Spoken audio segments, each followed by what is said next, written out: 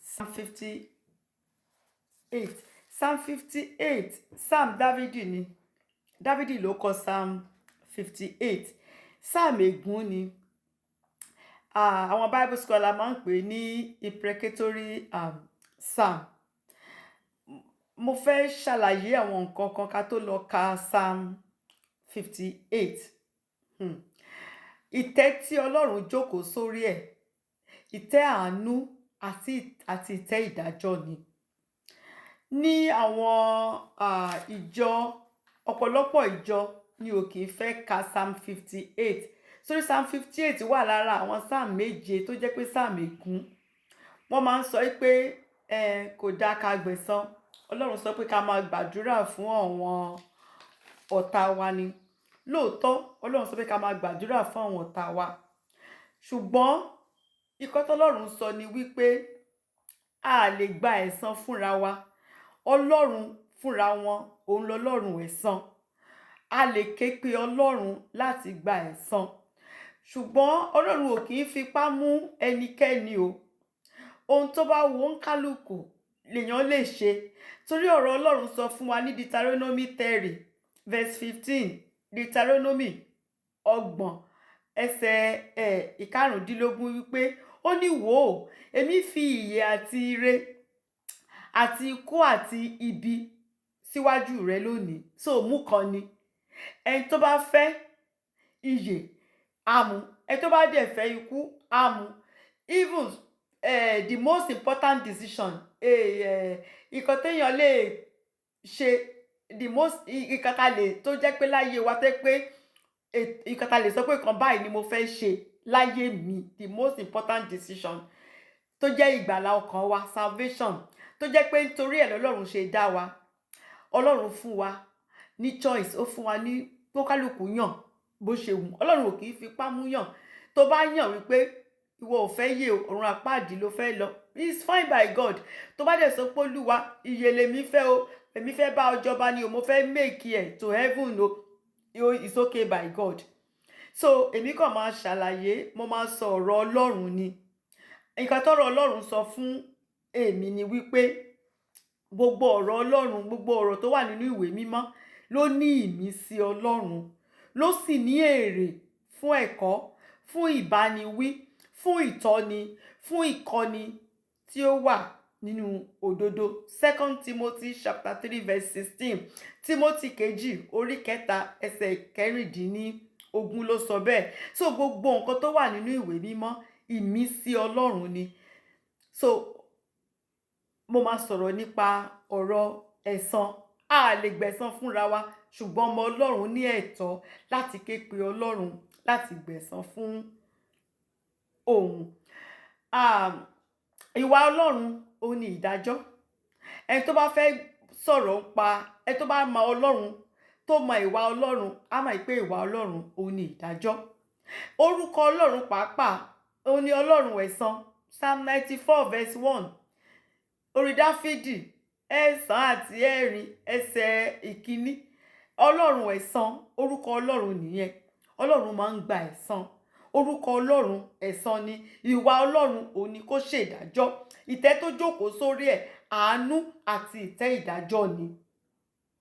So Dávidi ní Psalm 58, nǹkan tí Dávidi ṣe ni wípé ó gbàdúrà, ó ké pe Ọlọ́run wípé kó san ẹ̀san fún àwọn ọ̀tá tó ń yọ òun lẹ́nu, tó ń yọ àwọn èèyàn lẹ́nu, tí wọ́n ń yọ àwọn ìlú, tó ń jẹ́ kálàáfíà, tó ń jẹ́ kó wà ní ìlú.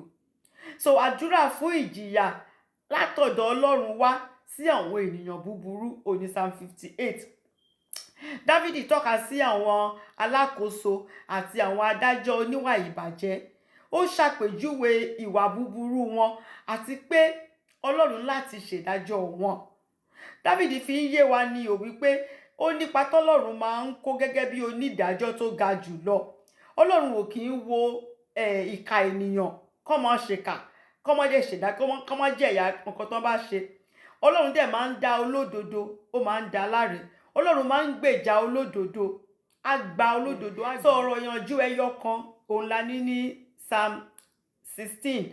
nítorí pé àwọn tó máa ń sọ̀rọ̀ wípé ọlọ́run ti sọ pé a lè gbẹ̀san, ọlọ́run ti sọ pé ká máa gbàdúrà fún gbogbo àwọn ọ̀tá wa ni. Romans 12 verse 19 òní wọ́n máa ń sọ̀rọ̀ nípa ẹ̀.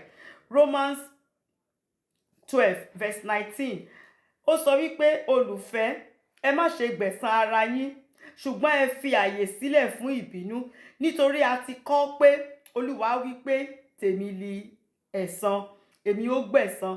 Lóòótọ́ Ọlọ́run sọ pé tèmi lẹ̀san, èmi ó gbẹ̀san, ṣùgbọ́n Jésù Kristi tó sọ wípé tèmi ni ẹ̀san, èmi ó gbẹ̀san, ó ṣàlàyé fún wa ní Luke chapter 18 verse 3. Luke chapter 18 verse 3. Jésù ṣàlàyé fún wa, ó fi example àpèjúwe opó àti ọkùnrin onídàájọ́ tí kò bẹ̀rù Ọlọ́run, tí kò bẹ̀rù ènìyàn. Jésù sọ fún wa wípé obìnrin opó yìí, àwọn kan ṣeṣẹ́ ibi fún, àwọn kan ṣe nǹkan tí ò dáa wọ́n ṣe fún, ó wá lọ ń bá onídàájọ́ yìí. Onídàájọ́ ayé yìí kò bẹ̀rù èèyàn o, kò dẹ̀ bẹ̀rù Ọlọ́run o, èèyàn burúkú nìyẹn, Ọlọ́run má jẹ́ ká pàdé irú èèyàn bẹ́ẹ̀. Ṣùgbọ́n nígbà tó jẹ́ pé obìnrin opó yìí ó máa lọ ń ba láràárọ̀, kí ọkùnrin yẹn tó jí òun ló máa kọ́kọ́ lọ síwájú ilé ẹ̀. Gbẹ̀san mi lára àwọn ọ̀tá mi, gbẹ̀san mi lára àwọn ọ̀tá mi, gbẹ̀san mi lára ọ̀tá mi. Lójoojúmọ́ ló ń lọ síbẹ̀. Jésù sọ pé ńgbà tó yá, even though adájọ́ yìí kò bẹ̀rù Ọlọ́run, kò bẹ̀rù èèyàn o, ó sọ pé tóun ò bá ṣe nǹkan tóbìnrin yìí fẹ́ fún, pé kò ní jẹ́ kí òun sinmi, wípé nítorí náà nǹkan tóbìnrin yìí fẹ́ kò ń ṣe fún. Jésù Kristi ń kọ́ wa bá ṣe máa gba àdúrà ni, wípé àdúrà wa aláti máa jẹ́ àmàṣe máa gba àdúrà tá máa fi rí èsì.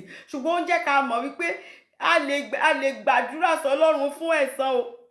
Torí ní verse 7 ní Luke chapter 18 verse 7 yẹn, Jésù sọ wípé tí ọkùnrin onídàájọ́ tí ò bẹ̀rù Ọlọ́run, tí ò bẹ̀rù ènìyàn, tó bá lè gbẹ̀san fóbìnrin yìí, ó wá sọ wípé Ọlọ́run kì yóò há sí gbẹ̀san àwọn àyànfẹ́ rẹ̀. Ṣọlọ́run ò wá ní gbẹ̀san àwọn àyànfẹ́ rẹ̀ ni, tí ń fi ọ̀sán àti òru tí fi ń kígbe pé Ọlọ́run. So onígbàgbọ́ ó lè gbàdúrà sí Ọlọ́run láti gba ẹ̀san, ṣùgbọ́n onígbàgbọ́ ò lè fún rẹ̀ gba ẹ̀san.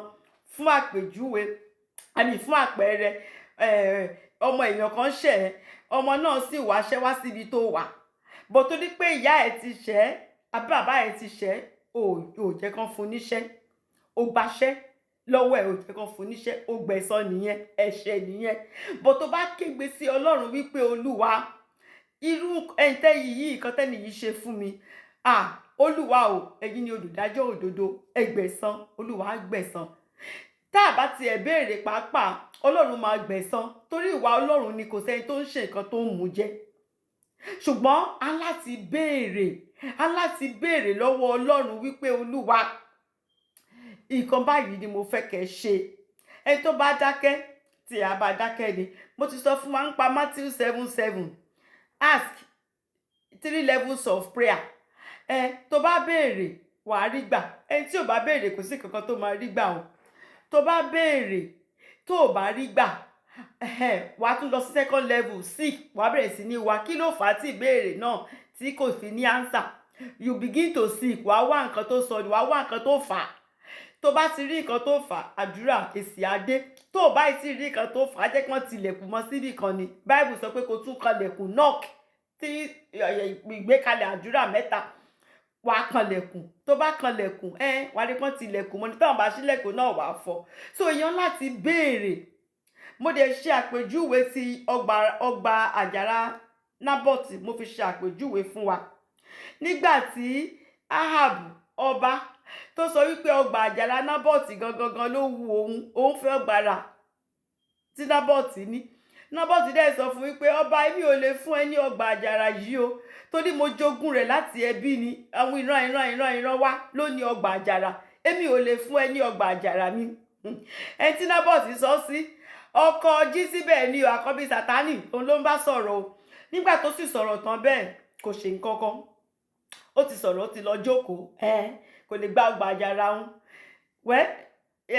Ìyàwó ẹ̀, nígbà tí inú ọba Ahab tí ò dùn, ìyàwó ẹ̀ sọ fún pé ṣé torí Nábọ́tì yẹn lásán nínú ẹ̀ ò ṣe dùn, ṣọ́gbà àjàrà ẹ̀yẹn ló fẹ́, má wọ́rí, ó ti di tiẹ̀. má wọ́rì. Jísíbẹ̀ dẹ̀ sẹ́ẹ̀tì Nábọ́tì, ó sẹ́ẹ̀tì ẹ̀ ọ̀pù. Àwọn èèyàn Ọlọ́run ló tún lò àti sẹ́ẹ̀tì ẹ̀ ọ̀pù. Ó ní kán nígbà tó dẹ̀ ti ṣẹ̀, wọ́n ní kán lọ sọ́ lókùúta, wọ́n fòkúta wọ́n fi pa Nábọ́tì. Nígbà tán pa Nábọ́tì tán, kí ló ṣẹlẹ̀? Áhábù gba ọgbà àjàrà Nábọ́tì. Ẹ lè lọ ka sítórì yẹn, kẹrí nǹkan tó ṣẹlẹ̀. Nígbà tó sì gba ọgbà àgbàrá Nábọ́tì, nígbà tó gba ọgbà àjàrà yẹn tán, Ọlọ́run láti gbé ìránṣẹ́ rẹ̀ dìde. Ó ní kí wòlíì Èlájà kó lọ bá kó sọ fún wípé ọgbà àjàrà tó gbà tí kò kì í ṣe tiẹ̀, tó dẹ̀ pa ẹni tó ní ọgbà àjàrà, èmi Ọlọ́run mo fẹ́ gbẹ̀san o. Torí Ọlọ́run ẹ̀san ni, Ọlọ́run máa gbẹ̀san. Ṣé ìbá ti dá kí Nábọ́tì kó ti ké pe Ọlọ́run pé Olúwa, ẹ̀yin lẹ ọgbà àjàrà yìí tẹ́ bí mi ni, èmi ni mo ní o. Ẹni tó fẹ́ gbà nǹkan lọ́wọ́ mi, Olúwa dìde o, wá bá mi gbẹ̀san o, wá bá mi gbẹ̀san. Ọlọ́run ìbá ti gbẹ̀san kó tó di pé wọ́n ti pa Nábọ́tì.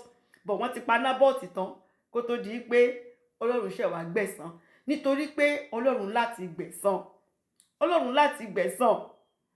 So ohun tí Dáfídì ṣe ní Psalm 58 nìyẹn, pé Olúwa bá mi gbẹ̀san lára àwọn ọ̀tá mi. So ọ̀rọ̀ yanjú tá a sọ̀rọ̀ lé lórí òun ni wípé tí Ọlọ́run bá fi ìwà búburú sílẹ̀ láìsí ìjìyà, irú Ọlọ́run wo lọ́lọ́run máa jẹ́?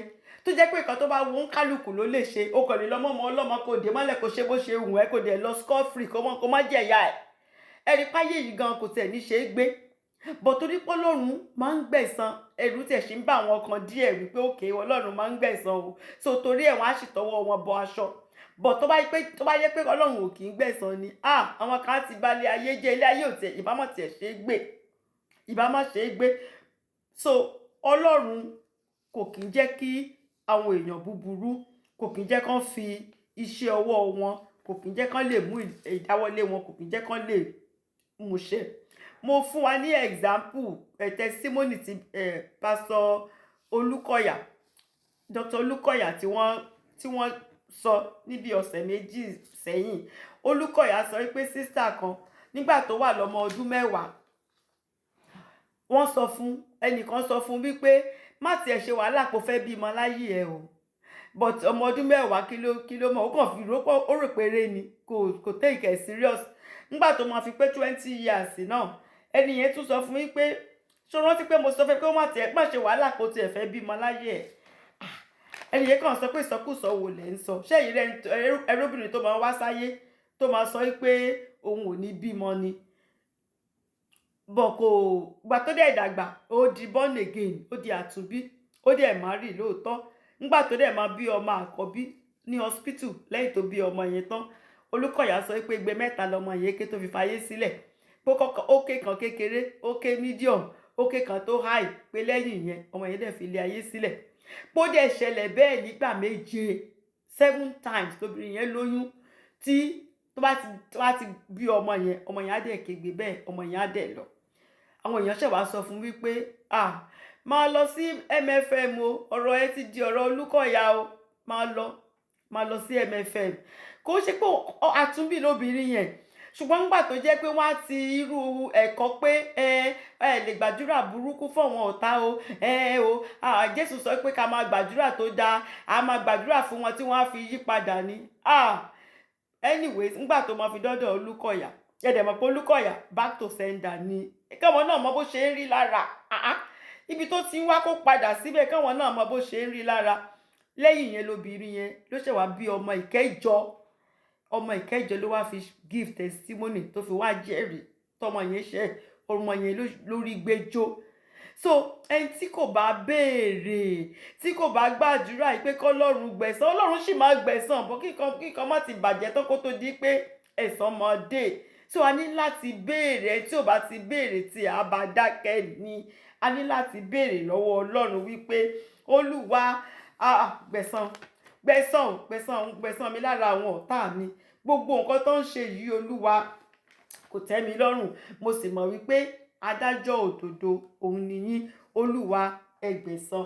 Ẹ jẹ́ ká ka Psalm 58. Bí mo ṣe sọ níbẹ̀rẹ̀, ohun tó bá wo ń kálukú ni o. Èmi ò sọ pé ẹni tí ò bá fẹ́ kọ́lọ́run gbẹ̀san fóun is all right. nǹkan tó bá wọ ló kálukú lè yàn. Èmi kàn ń sọ̀rọ̀ Ọlọ́run ni, àti pé nǹkan tí David ṣe ní Psalm 58 nìyẹn. So ní Psalm 58 verse 1, David sọ wípé mo ti sọ fún wa pé Psalm ègún ni, kí Ọlọ́run kó jẹ àwọn ìkà ènìyàn, kó jẹ wọ́n níyà. Verse 1 ó ní ẹ̀yin hà ń sọ òdodo ní tòótọ́, ẹ̀yin ìjọ ènìyàn, ẹ̀yin hà ń ṣe ìdájọ́ tí ó ṣe títọ́, ẹ̀yin ọmọ ènìyàn. Nǹkan tó ń sọ ní pé ẹ̀yin tá a fi sípò, ẹ̀yin adájọ́, ẹ̀yin tó jẹ́ kẹ́ jẹ́ onídàájọ́, ṣé ẹ̀ ń ṣe òdodo? Ẹ̀yin tá a fi sípò nínú ìjọ Ọlọ́run, ó wà nínú ìjọ Ọlọ́run o. Tán bá ti kóra wọn jọ báyìí, ìdájọ́ tí ò ṣe tòótọ́ kò náà máa ṣe o. Ẹni tó bá jẹ́ pé òun gan ló ń tẹ̀lé Ọlọ́run, ìyẹn ni wọ́n á yọ kúrò nínú setting. Sísà yẹn àfẹ́ kó wà bí ó máa bà nǹkan jẹ́ jàre, àníráyè ṣe nǹkan tó yẹ ká ṣe. Brọ́dà yẹn, àwọn yẹn holy ni wọ́n. Nígbà tán bá dẹ̀ máa ṣèdájọ́, ẹ gbà láre, ẹ gbé fẹ́lẹ́bì nítorí ipò, nítorí owó. Kò síbi tí ò wà, nínú ìlú ni, nínú ìjọ Ọlọ́run ni ó wà. So David ń sọ wípé ẹ̀yin èèyàn yìí ṣe ìṣòdodo. Torí lákòókò tí David kọ Psalm 58, lákòókò tó sá fún Sọ́ọ̀lù ni. Ọba Sọ́ọ̀lù fẹ́ pa á. Lákòókò tó sá fún Sọ́ọ̀lù ni. Ẹ dẹ̀ mọ̀ pé Sọ́ọ̀lù ní àwọn, ó ní gọ́fúmẹ̀ntì, ó ní àwọn ìjọba, àwọn tó jọ ń ṣèjọba. Tí Sọ́ọ̀lù tí ò bá jẹ́ pé ó ní nǹkan tí wọ́n sọ, wọ́n láti ti wá ẹ̀sùn sí Dávìdì lẹ́sẹ̀ ni. Ká ní wọ́n tí ì wá ẹ̀sùn sí Dávìdì lẹ́sẹ̀, Dávìdì ò ní sá. Torí wọ́n ti wá ẹ̀sùn sí lẹ́sẹ̀. Nǹkan tí Dávìdì ò ṣe, Dávìdì ò dẹ̀ ṣẹ̀ Sọ́ọ̀lù. Gbogbo wa la mọ̀ pé Dávìdì ò ṣẹ̀ Sọ́ọ̀lù. Àwọn obìnrin tó kàn ń kọrin wípé wọ́n lọ ja ogun, Dávìdì pa 10,000, Sọ́ọ̀lù pa 1,000. Ibi tí owú ti bẹ̀rẹ̀ nìyẹn. Ẹ̀mí èṣù tó wà nínú Sọ́ọ̀lù ló ti sọ̀rọ̀ láti bẹ̀rẹ̀ sí ní kórìíra Dávìdì tó fẹ́ pa. So Dávìdì ò ṣẹ̀, but wọ́n ń wá nǹkan mọ́ Dávìdì lẹ́sẹ̀ ni. Wọ́n gbapò olórí ogun, wọ́n gbà lọ́wọ́ Dávìdì láti sá kúrò nínú ìlú ni. So Dávìdì sọ wípé ẹ ṣe òdodo, ẹ̀yin tán fi sípò, ẹ̀yin tẹ́ jẹ́ ìjọba, tẹ́ ń bá ọba, tẹ́ ń bá ṣèjọba, ẹ ṣe òdodo, ẹ ṣe òtítọ́ pẹ̀lú ìdájọ́ tẹ́ ń dá. Deuteronomy chapter 16 verse 19. Deuteronomy chapter 16 verse 19 sọ wípé ìwọ kò gbọ́dọ̀ lọ ìdájọ́, ẹ má lọ ìdájọ́, ẹ má tú ìsì ẹ. Ìwọ kò gbọ́dọ̀ ṣe ojúṣàájú ènìyàn. Bẹ́ẹ̀ ni ìwọ kò gbọ́dọ̀ gba ẹ̀bùn, nítorí pé ẹ̀bùn ní í fọ́ ọlọ́gbọ́n lé ojú o, òun á sì yí ọ̀rọ̀ olódodo po. Tán bá ti gba bribe, tán ti gba owó lọ́wọ́ èèyàn, ẹ gbẹ̀bí, ẹ gbé fún aláre, ẹ gbáre, ẹ gbé fẹ́lẹ́bì. Dávìdì sọ pé irú nǹkan tẹ́ ì ṣe leléyìí. Ẹ ń lo ipò yín, ipò tán fún yín, ẹ fi ń ṣe nǹkan tí kò tọ́. Ẹ fi ń for your personal gain, fún nǹkan tẹ́ fẹ́ rí bẹ́ẹ̀. Òun lẹ fi ń ṣe, ẹ fi ń ṣojú ṣáájú, ẹ ṣòdodo. Ní verse 2 ó ní nítòótọ́ ẹ̀yin ń ṣiṣẹ́ búburú lé ayé, iṣẹ́ búburú lẹ̀ ń ṣe. Iṣẹ́ tẹ́ ì ṣe yìí, kẹ́ máa gbẹ̀bí fáláre kò dáa, kẹ́ máa wá ẹ̀sùn síyàn lẹ́sẹ̀ tí ó ṣẹ̀ kò dáa. Ó ní ẹ̀yin wọn ìwà agbára owó yín lé ayé. Agbára tán fún yín yìí, ẹ ń lò ó ní gidi. Bágbára yìí ṣe tó, ẹ ń lo agbára náà, ẹ ń lò ó. You just mete out violence on the earth. Ẹ kàn fi ń ṣeṣẹ́ ibi ni. Àìṣòdodo ló kún ọkàn yín, ọwọ́ yín sì ó kàn tú ìwà ipá jáde ní ayé ni. Ẹ ń lo agbára náà èyí tí wọ́n fi fún yín, ẹ fi ń ṣe bó ṣe wù yín, ẹ fi ń ni àwọn èèyàn lára, ẹ fi ń ni ìlú lára. Ní verse 3 ó wá sọ wípé láti inú ìyà wọn wá ni àwọn ènìyàn búburú ti ṣe ìyapa. Iṣẹ́ ibi tó ń ṣe yìí láti inú ìyà wọn wá ni o. Gbogbo wa la wà guilty of that o. Torí gbogbo wa wọ́n lóyún wa nínú ẹ̀ṣẹ̀ ni o, wọ́n sì bí wa sínú ẹ̀ṣẹ̀ ni. Ṣùgbọ́n tàn wọ́n eléyìí pé àwọn ò tiẹ̀ wá yí padà, àwọn ò gbọ́ ọ̀rọ̀ Ọlọ́run rárá. Ibi tán ti bí pẹ̀lú ẹ̀ṣẹ̀ tán gbé bí wọn yẹn, wọ́n continue pẹ̀lú ẹ̀mí, wọ́n ń fẹ̀ṣẹ̀, wọ́n fi ń ṣe oúnjẹ jẹ ni. Wọ́n kúrò. Dávìdì sọ pé wọ́n ti ṣìnà lójú kan náà. Láti ìgbà tán ti bí wọn yẹn náà wọ́n ti ṣìnà o. Láti ìgbà tá ti bí wọn, wọ́n á máa ṣèké, èké náà ni. wọn ò yà kúrò lọ́nà yẹn, èké ni wọ́n ń ṣe. Nígbà tó ọmọ ọdún mẹ́ta tẹ́ bá sọ pé ta ló ṣe kí nǹkan yẹn, tó bá sọ pé èmi kọ́ o, not me o, ta ló kọ́ ọmọ ọdún mẹ́ta kó máa parọ́? Wọ́n bí wa sínú ẹ̀ṣẹ̀ ni, ṣùgbọ́n àwọn eléyìí wọ́n wá ṣàtúnṣe. Wọn ti ẹ̀ gbọ́ ọ̀rọ̀ Ọlọ́run rárá, fèrè wọn kò gbò, etí wọn ò gbọ́ fèrè ọlọ́dẹ, wọn ò gbọ́ ọ̀rọ̀ Ọlọ́run. David wá sọ ní verse 4, wá sọ wípé ọ̀rọ̀ wọn dàbí oró ejò. Pé ọ̀rọ̀ ẹnu wọn bí oró ejò ni, poison òun lọ̀rọ̀ ẹnu wọn.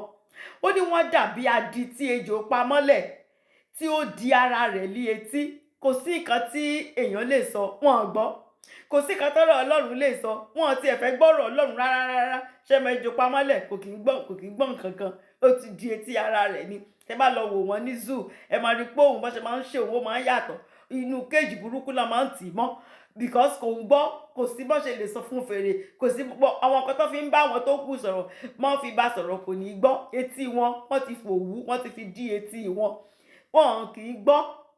Tínú wọn yẹn gan-an, ibúburú tó ń ṣe yẹn gan-an òun ni wọ́n á máa ṣe. So David sọ wípé ọ̀rọ̀ wọn dàbí oró ejò ni. Ó ní wọ́n dàbí adi tí ejò pa mọ́lẹ̀ tí ó di ara rẹ̀ lí etí. Kò sí, wọn ò fẹ́ gbọ́ nǹkan kan. Psalm 140 verse 3, Psalm 140 verse 3 sọ wípé wọ́n ti pa ahọ́n wọn bí ejò, oró pamọ́lẹ̀ ń bẹ ní abẹ́ ètè wọn. Tán bá ti ṣí ẹnu wọn àti sọ̀rọ̀ báyìí, poison ló ń jáde ńbẹ̀. Ẹni pé àwọn èèyàn búburú nìyẹn. So ní verse 5, David wá sọ wípé tí kò tiẹ̀ fẹ́ gbọ́ ohùn àwọn atúnilójú, bí ó ti wù kí ó máa fi ọgbọ́n ṣe ìtìjú tó. Kò sí bí àwọn shamans, àwọn tí wọ́n ń tù wọ́n lójú, àwọn ìjòyè, àwọn tó máa ń ṣàmù wọn, tó ń darí wọn, kò sí bó ṣe lè ṣe tó, wọn ń gbọ́. Kò sí bẹ́ẹ̀ ṣe lè gbàdúrà fún wọn tó wípé Olúwa ẹ jẹ́ kán yí padà. Ọkàn wọn ti sé bíi ti Fáráò, bíi ti bàbá wọn Sátánì ni. Wọn ò lè yí padà, ọkàn wọn ti sé. Inú ibi yẹn òun nínú wọn máa ń dùn sí, tán bá ti ń ṣe bí, tán bá ti ń sọ ọ̀rọ̀ burúkú, tán máa gbẹ̀bí fáláre. Nǹkan tí ò ṣẹlẹ̀ kán máa sọ pé ó ṣẹlẹ̀, kán máa ṣe iṣẹ́ ibi. Inú wọn máa ń dùn sí tán bá ti ń ṣe iṣẹ́ ibi ni. David wá sọ wípé ẹ wá gbọ́ o. Láti verse 6 to 9, David wá gé ègún burúkú fún wọn pé Olúwa, àwọn èèyàn yìí tán ń ṣerú iṣẹ́ ibi yìí, ìṣe kan máa fi ààyè ipò tẹ́ fún wọn, kan máa fi tú ìlú ṣe, wọ́n fi ń ba ìlú jẹ́ ni. Nítorí náà Olúwa o, wá ṣèdájọ́ wọn. Ní verse 6, David wá sọ wípé Olúwa, ká wọn lé ehín, ká ehín ẹnu wọn, ká ọ̀gán àwọn ọmọ kìnìún ni. Ṣé mọ̀ pé àwọn ọmọ kìnìún wọ́n máa ń ní ọ̀gán eyín, ọ̀gán eyín òun ló máa fi ń ya àwọn ẹranko tán bá ti mú. David sọ wípé ọ̀gán eyín tán fi ń ya ẹranko yẹn, ó yá kan ẹnu wọn kó di pàbó. Nígbà táwọn bá léyín tán fẹ́ máa fi àtáàkì èèyàn, kí ni wọ́n fẹ́ lò? Olúwa, kán wọn léyín, dí ẹnu wọn, so ìdáwọ́lé wọn kán má lè múṣẹ. Òun la ṣe máa ń kọrin, dí i lẹ́nu bàbá kán léyín, dí i lẹ́nu bàbá kán léyín, kìnìún ayé tó ń halẹ̀ mọ́ mi bá mi mú so. Psalm 35 verse 17. Psalm 35 verse 17. Olúwa, ìwọ ti máa wò pẹ́ tó, yọ ọkàn mi kúrò nínú ìparun wọn, ẹ̀mí mi kan náà lọ́wọ́ àwọn kìnìún. David sọ pé kìnìún ni wọ́n, tí wọ́n ń wá nǹkan tí wọ́n á pa jẹ. Nítorí náà Olúwa, kán eyín wọn, ọ̀gán eyín wọn yẹn ká kúrò, kán useless, kán má lè mú ìdáwọ́ wọn, kán má lè múṣẹ. Ní verse 7, ó ní kí wọn kí ó yọ́ dànù bí omi tí ń ṣàn nígbà gbogbo. Ó ní kán yọ́ dànù. Ṣé pé tẹ́ bá bomi sínú garawa, tẹ́ bá da omi yẹn sílẹ̀ lẹ́kì ló máa ṣẹlẹ̀, omi yẹn máa gbẹ ni. Ó ní kán rí bẹ́ẹ̀, káyé wọn kó rí bẹ́ẹ̀, kán má lè mú ìdáwọ́lé wọn, kán má lè múṣẹ. Ó ní kí wọn kí ó yọ́ dànù bí omi tí ń ṣàn nígbà gbogbo. Nígbà tí ó bá fa ọrùn rẹ̀ láti táfa rẹ̀, kí wọn kí ó dàbí ẹni pé àké wọn ní ìjàǹjà. Ọrùn tó máa ń ta ọfà, tó fi máa ń ta ọfà síyàn yẹn, pé tó bá ti múra àti tá báyìí Olúwa, kó má tiẹ̀ lè rí ta, kí gbogbo ẹ̀ kó já into pieces, kó break, kó di ìjàǹjà, kó já sí pieces ni, so that wọn ò ní lè mú ìlérí ìdáwọ́lé wọn yẹn, wọn ò ní lè múṣẹ. Ní verse 8, ó ní bí ìgbín tí a tẹ́ rè tí ó sì ṣègbé, ìyẹn pé bí ìgbín ṣe máa ń yọ́ dànù. Ṣé mọ̀ pé tán bá fi ìgbín, tí ìgbín bá lọ rìn lórí irin tó gbóná, kí ló máa ṣẹlẹ̀ sí ìgbín? Ìgbín máa yọ́ dànù ni. Korobá kí ni ẹyin nìkan, òun nìkan ló máa kù. Ìgbín máa yọ́ dànù ni. Tó bá ti the moment tó bá ti lè bọ́ sórí irin yẹn báyìí, ó máa yọ́ dànù ni. Bó tiẹ̀ sá padà sínú ilé ẹ̀, heat yẹn, ó máa yọ́ dànù ni. So Dáfídì sọ pé Olúwa, bí ìgbín ṣe máa ń yọ́ dànù, bẹ́ẹ̀ ni kí wọ́n ṣe yọ́ dànù, kán ṣègbé, kó ké wọn kúrò pátápátá ló ń jẹ́ bẹ́ẹ̀. Ó ní bí ìṣẹ́nu obìnrin, ẹni tó lóyún tákòókò ẹ̀ ò tíì tó, ó ní Ọlọ́run bẹ́ẹ̀ ni kí wọn kí ó wà, ká má rí oòrùn. Ṣèbí ọmọ tán bá bí ló máa ń ròòrùn. Nínú ìyá wọn tán ti lóyún wọn sí yẹn, kákòókò wọn má tiẹ̀ pé, kó má tásìkò kó ti wá sọ pé wọ́n tiẹ̀ lè ṣe manage wọn, oyún yẹn kó bàjẹ́, kó ṣẹ́ dànù. Ìyẹn ni pé Olúwa palẹ̀ wọn mọ́ ló ń jẹ́ bẹ́ẹ̀. Palẹ̀ wọn mọ́ kí àlàáfíà kó lè wà. Gba agbára lọ́wọ́ wọn, kán wà useless, ìdáwọ́lé wọn kán má lè múṣẹ. Ní verse 9 ó wá sọ wípé kí ìkòkò yín kí ó tó mọ ìgbóná ègún. Ìkòkò tẹ́ gbé kaná yẹn lórí igi ẹ̀gún yẹn, kí ìkòkò yẹn tiẹ̀ tó mọ̀ wípé iná wà nísàlẹ̀ òun. Dáfídì sọ wípé Olúwa fi ìjì gbá wọn dànù. Ìbá jẹ́ ègún tútù ni o, ìbá jẹ́ ègún gbígbẹ ni wọ́n fi dáná náà o, kí iná yẹn kó tiẹ̀ tó di pé ó máa jò, kí ìkòkò tán gbé kaná kó tó di pé ó máa fìlì ẹ̀ pé okay o, nǹkan wà lábẹ́ òun tó gbóná o. Dáfídì sọ pé Olúwa gé wọn dànù. Ìyẹn ni pé Olúwa o, kí oúnjẹ tí wọ́n ń sè kó tó jiná, Ọlọ́run gbà dànù pẹ̀lú ìdọ̀tí. Ìyẹn ni pé gé wọn kúrò, má jẹ́ kán àkókò wọn, má jẹ́ kán lò pé. Nǹkan tí Dáfídì ń try àti sọ ní verse 9 yẹn, pé Olúwa palẹ̀ wọn mọ́. Ó ní tẹ́ bá lè ṣe àwọn nǹkan tó ń sọ yìí Olúwa. Ní verse 10 ló wá sọ wípé inú olódodo máa dùn, olódodo yóò yọ̀ nígbà tí ó bá rí ẹ̀san náà, yóò sì wẹ ẹsẹ̀ rẹ̀ nínú ẹ̀jẹ̀ àwọn ènìyàn búburú. Ṣé mọ̀ pé ológun ni Dáfídì?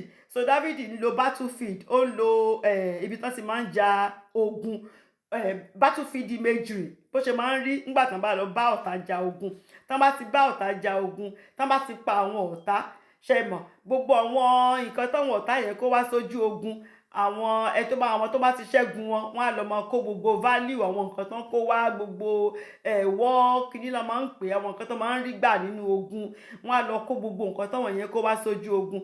So lákòókò tán bá lọ ń kó yẹn, ṣé mọ̀ pé ẹ̀jẹ̀ máa wà ńlẹ̀, ẹ̀jẹ̀ wọn tán ti pa sílẹ̀ máa wà.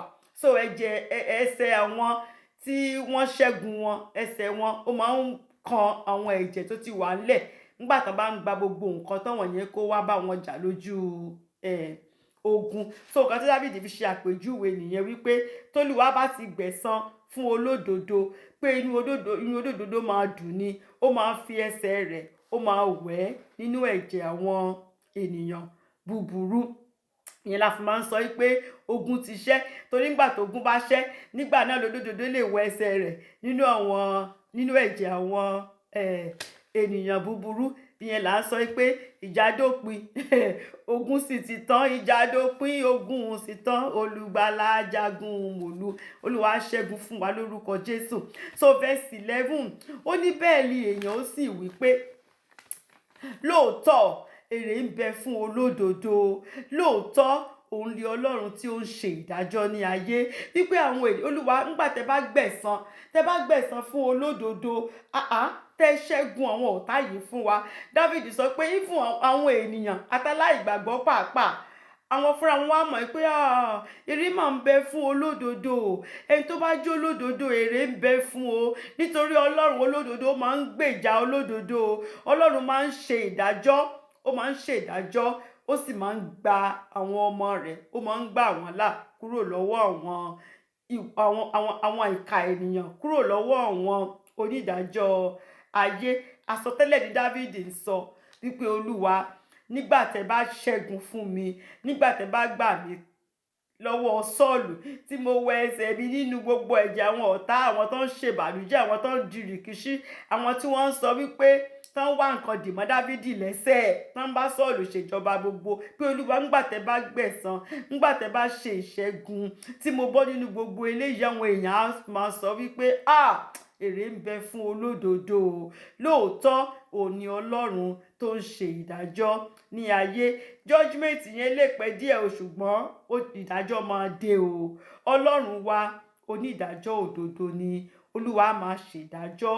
Kò sẹ́ni tó lè ṣẹ̀, kò sẹ́ni tó lè actually ìránṣẹ́ Ọlọ́run, kò sẹ́ni tó lè ṣe ibi sí tó lè mú jẹ o. Kò sí ẹni tó lè ṣe ibi tó lè mú jẹ. Ọlọ́run ó máa gbẹ̀san, ṣùgbọ́n a ní láti fi ẹnu wa, a ní láti fi béèrè. Ẹni tó bá dákẹ́ tí a bá dákẹ́ ni o. Tó bá béèrè, ṣe rí ọ̀tá náà. Nígbà tá bá ṣe iṣẹ́ ibi tán, tí wọ́n jẹ́ kí ọmọ Ọlọ́run tán mú ṣẹ̀, tó ọmọ Ọlọ́run kọsẹ̀ tó rò wípé ó ṣe kò yẹ kó Ọlọ́run gbèjà òun ni, ṣé báyìí ló ṣe yẹ kó ṣe rí, bóyá òun lọ kú sínú ẹ̀ tí ò dé lọ, tí ò make heaven. Ṣé wá rí àwọn tó ń ṣe kàtà ń ṣe iṣẹ́ ibi yẹn, wọ́n lè lọ ronú pìwàdà o. Tán bá ronú pìwàdà tán kọ gbogbo iṣẹ́ tó ń ṣe sílẹ̀ tí wọ́n yí padà, ṣe mọ̀ pé Ọlọ́run dẹ̀ mọ́ tún gbà wọ́n. Àwọn á dẹ̀ wá make heaven. Àwọn á make heaven. Ìkan tí ó ṣẹlẹ̀ tí kíní sọ pé òun lọ sí Nínífè, tí Jónà sọ pé Olúwa èmi ò lọ Nínífè o, torí mo mọ̀ pé aláàánú ni ọ́. Tí n bá lọ sọ fún wọn Nínífè pé ẹ wá, Ọlọ́run sọ pé òun máa destroy yín o, Olúwa sọ pé òun máa pa yín rẹ́ lọ́jọ́ 3, tí wọ́n bá lọ yí padà tán bẹ̀bẹ̀ fún ìdáríjì, mo mọ̀ Olúwa wàá dáríjì wọn, ò wá nípa wọn run. Ọmọ èèyàn òun á wá di wòlíì èké. Ìdí tí Jónà fi sọ pé òun ò fẹ́ lọ Nínífè nìyẹn o. Torí Ọlọ́run aláàánú ni. Torí òun ló sọ pé if you will humble yourself, tó dẹ̀ máa yí padà, tó bá ti jẹ́wọ́ ẹ̀ṣẹ̀ tó dẹ̀ yí padà, òun á gbà ọ́. So àwọn yẹn dẹ̀ lè wá lọ make heaven, but tí wọ́n bá dẹ̀ fẹ́ máa fọwọ́ pa àwọn ọ̀tá lórí, it's okay. Gbogbo wa la ní choice. Ètò bá wo ń kálukú, I put before you life and death. Mo fi ikú àti ìyè mo fi síwájú rẹ. Èyí tó bá wù wọ́n òní kò mú. Ẹni tó bá fẹ́ máa gbàdúrà pé Olúwa àwọn ọ̀tá yìí ṣáà máa bá mi tọ́jú wọn, kán máa ṣiṣẹ́ ibi tó ń ṣe náà nìṣó, it's okay by God. Ẹni tó bá dé sọ pé Olúwa rárá ẹgbẹ̀san fún mi, ẹ̀yin lọ́lọ́run ẹ̀san, ẹ dìde ẹgbẹ̀san fún mi, it is also okay by God. Kò sí kankan tó jẹ́ ẹ̀ṣẹ̀. Eléyìí tó jẹ́ ẹ̀ṣẹ̀ ni wípé kéèyàn lọ gbẹ̀san fún ara rẹ̀. Ìyẹn ni ẹ̀ṣẹ̀. Ìyẹn ni Ọlọ́run ò fẹ́. Ẹ jẹ́ kí n conclude pẹ̀lú pé gbogbo bá ṣe rìnrìn wa nínú ayé yìí, gbogbo rẹ̀ ló wà lákọsílẹ̀ o. Gbogbo bá ṣe rìnrìn àjò wa, gbogbo rẹ̀ ló wà lákọsílẹ̀. Ní ọjọ́ kan a máa dúró níwájú Ọlọ́run. A máa rí gbogbo nǹkan tá a ṣe, wọ́n máa fi hàn wá báyìí ni pé bó ṣe gbé ìgbésí ayé rẹ, òun leléyìí o. Nítorí ìwé Hébérù orí 9 ẹsẹ̀ 17, Hebrews 9:27 sọ fún wa pé níwọ̀n bí a sì fi lélẹ̀ fún gbogbo ènìyàn láti kú lẹ́ẹ̀kan ṣoṣo, ṣùgbọ́n lẹ́yìn èyí ìdájọ́ ni o. Ṣé ẹ rántí ọba tí mo sọ fún yín àti Jésà oníyẹ̀yẹ́, òmùgọ̀ ọkùnrin tí ọba gbé ife fún pé ìwọ ọ̀gbẹ́ni òmùgọ̀ yìí, kò sẹ́ni tó ti ó sóògọ̀, kò sẹ́ni tó gọ̀ jù ẹ lọ, ṣùgbọ́n lọ sáàárín ìlú, tó bá ti rí ẹni tó gọ̀ jù ẹ lọ, ife yìí gbé fún. Tó bá ti gbé fún kó jẹ́ kí n mọ̀. Òmùgọ̀ sì gba ife lọ́wọ́ ọba, ó ń gbé káàkiri, ó ń wẹ́n tó gọ̀ ju òun lọ kò rí. Nígbà tó pẹ́ títí, ọba ránṣẹ́ pé òmùgọ̀ wípé má bọ̀, ife tí mo gbé fún ọ látọjọ́, ṣé ò tí rẹ̀ tó gọ̀ jù láti gbé fún ni? Ó lóun ò tí rí, ó sì ń wá ní kábíyèsí níyà. Ìdí tí mo ṣe pè é ní pé òun lọ sí ìrìn àjò, òun dẹ̀ fẹ́ mọ ẹni tó gbé ife yẹn fún Jésà ní ìrìn àjò kẹ. Ó lóun lọ pé ìrìn àjò yẹn gbogbo èèyàn ló ń láti lọ, kò ṣeé sọ pé èèyàn ò lọ, pé òun lọ sí ìrìn àjò wá ní òkè. Ta ló ń mú yín lọ? Ó ní kò sí. Ṣé ẹ mọ̀nà? Ó ní kò sí. Ta ló mọ̀nà tó ń mú yín lọ? Ó ní kò sí. Kí lẹ ti ṣe sílẹ̀ síbẹ̀ tẹ́ fẹ́ lọ bá ń bẹ̀? Ó ní kò sí. Jésà ní kábíyèsí, ẹ ń lọ ìrìn àjò, ẹ dẹ̀ sọ pé ẹ ní láti lọ, kò ṣeé kàn. Kò sẹ́ni tó mọ̀nà tó ń mú yín lọ. Ẹ̀yin fúnra yín ẹ mọ̀nà. Kò dẹ̀ sí nǹkan kan tẹ́ ṣe sílẹ̀ tẹ́ fẹ́ lọ bá ń bẹ̀. Ẹ dẹ̀ sọ pé ẹ ní láti lọ sí ìrìn àjò yẹn. Ẹ̀yin gan lẹ́ni ife yìí, kò sẹ́ni tó gọ̀ jù yín lọ. Ife náà leléyìí, ẹ gba ife yín. So gbogbo wa ní ọjọ́ ìdájọ́ la máa dúró níwájú Ọlọ́run, la máa bi wá báwo ló ṣe lè ìgbésí ayé rẹ, a máa gbé síwájú oníkálùkù ni. Olúwa á sì ṣe ìdájọ́ gẹ́gẹ́ bí a ṣe gbé ìgbé ayé wa. A lè sọ pé àti ìgbọ́ nípa Jésù Kristi rí lórí òkè Síónì, a lè sọ pé àti ìwàásù fún wa rí. Gbogbo wa la mọ̀ pé Jésù Kristi ni ọ̀nà, òtítọ́ àti ìyè. Kò sí ẹni tó lè wá sí ọ̀dọ̀ bàbá rẹ̀ láì jẹ́ kó gba Jésù Kristi. Jésù Kristi yìí nìkan lọ̀nà tá lè fi dé ìjọba ọ̀run. Ẹni tí ò bá gba Jésù Kristi kó fi gbogbo èṣù àti iṣẹ́ ọwọ́ rẹ̀ kó fi sílẹ̀, kò sí bó ṣe lè bá Jésù Kristi jọba. Kò sí, àfẹ́ tó bá gba Jésù Kristi nìkan tó fi gbogbo iṣẹ́ èṣù tó fi sílẹ̀, tó sì gbé àgbélébù rẹ̀ tó ń tẹ̀lé Jésù Kristi, ó nìkan ló máa bá Jésù Kristi jọba. Ìjọba ọ̀run kù dẹ̀dẹ̀, aráyé ẹ yí padà, onídàájọ́ ayé ń bọ̀ tí yóò béèrè lọ́wọ́ rẹ, báwo ló ṣe lò ó ìgbésí ayé rẹ. Tó bá mọ̀ pé o fẹ́ gba Jésù Kristi ní Olúwa àti olùgbàlà rẹ, ìyè àti ikú, o ti decide wípé ìwọ ò fẹ́ kú ikú kejì, o fẹ́ bá Jésù Kristi jọba. Ìwọ ò fẹ́ lọ sínú iná àjórun, o fẹ́ bá Jésù Kristi jọba. Jẹ́ ká jọ gba àdúrà. Abo tiẹ̀ ti gba Jésù Kristi tẹ́lẹ̀, ṣùgbọ́n nígbà tí ìjì ayé dé, ibi tí ò yẹ kó lọ ó ti lọ. Ìwọ náà mọ̀ pé tí pè bá dún lénìí sìn, ò lè méèkì ẹ̀. Ṣé mọ̀ pé èèyàn ò lè máa tanra ẹ̀ jẹ? Àmì téèyàn bá ń parọ́, ẹni tó tá ń parọ́ fún tí ò bá tiẹ̀ mọ̀, ẹni tó ń parọ́ mọ̀ pé òun parọ́, èèyàn ṣáà ní máa tanra ẹ̀ jẹ. Ìwọ fúnra ẹ gan mọ̀ pé bó ṣe wà lénìí sìn, tí pè bá dún, ò lè méèkì ẹ̀. Oore ọ̀fẹ́ wà fún ọ láti tún padà wá. Ọlọ́run wa yìí is a God of many chances o, ṣùgbọ́n àkókò ò ní pẹ́ jù fún wa lórúkọ Jésù. So tó bá fẹ́ gba Jésù Kristi, kó jẹ́ ká jọ gba àdúrà wípé Olúwa, mo máa rà mí gẹ́gẹ́ bí ẹlẹ́ṣẹ̀, nítorí tèmi ló ṣe kú ikú oró lórí igi àgbélébùú. Dárí gbogbo ẹ̀ṣẹ̀ mi jì mí, fi ẹ̀jẹ̀ rẹ fi wẹ gbogbo ẹ̀ṣẹ̀ mi mọ́.